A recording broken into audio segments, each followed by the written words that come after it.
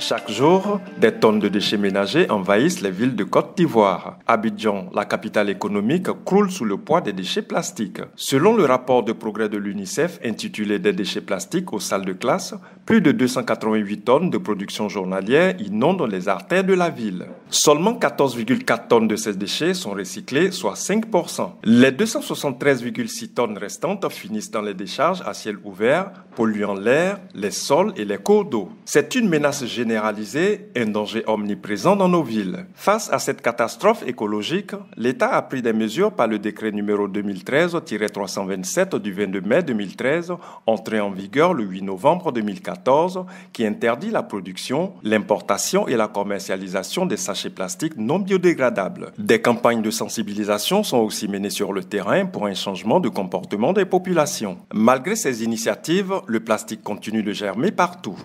Aujourd'hui, on nous a chargé de ramasser tout ce qui est comme sachets et ordures. Comme vous le savez tous, les sachets participent vraiment à la dégradation de la nature. Et aujourd'hui, la Côte d'Ivoire aspire à l'émergence.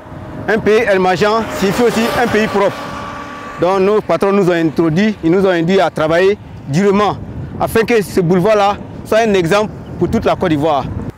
La décision que le gouvernement a prise, c'est une très belle décision d'interdire les sachets plastiques. C'est une très belle décision parce que quand on voit comme ça, franchement dit, c'est pas joli à voir. Ça cause beaucoup de maladies, mais c'est une très belle décision. Ces sachets plastiques non biodégradables, dont la durée de vie est supérieure à 450 ans, se retrouvent le plus souvent dans les canalisations, dans la lagune ou encore dans la mer. Un réel danger pour l'environnement, la biodiversité et la santé des populations humaines. Dans les communautés côtières et riveraines, les conséquences sont visibles. Poissons contaminés, filets de pêche obstrués et la santé des habitants menacée. Quand il pleut beaucoup, les eaux de ruissellement qui descendent dans l'eau aussi, on pose ces sachets-là, après que les mamans ou bien les usagers aient jeté ça dans la rue, dans la nature, c'est les pluies qui font que ces sachets-là prennent la direction de la lagune. Lorsque vous faites la poche, vous recueillez ces sachets plastiques-là, beaucoup même ces sachets plastiques-là dans la poche. Et à ce niveau-là aussi, il n'y a pas de poisson. Parce que lorsque il y a assez de sachets plastiques dans l'eau, le poisson ne s'aventure pas vers là.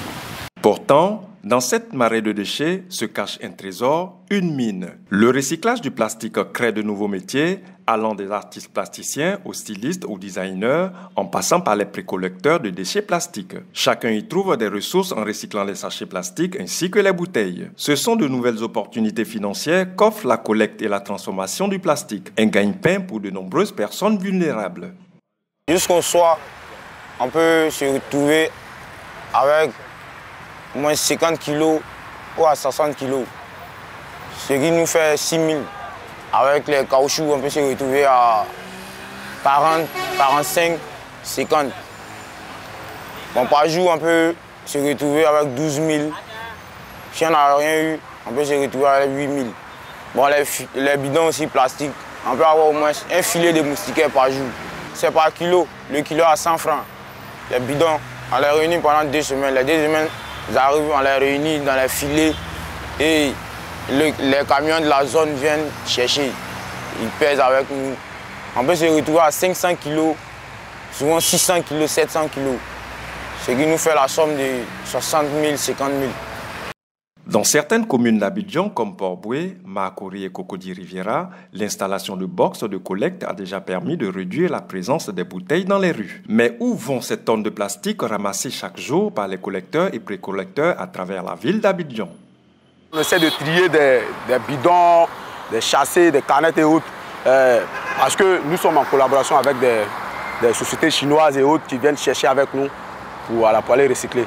Des start-up membres de l'association ivoirienne pour la valorisation des déchets plastiques broient le plastique dans des unités de transformation pour obtenir des paillettes de plastique destinées aux industries. Une activité qui permet de circonscrire la prolifération des déchets plastiques. C'est un métier d'avenir. L'environnement, c'est un secteur d'avenir.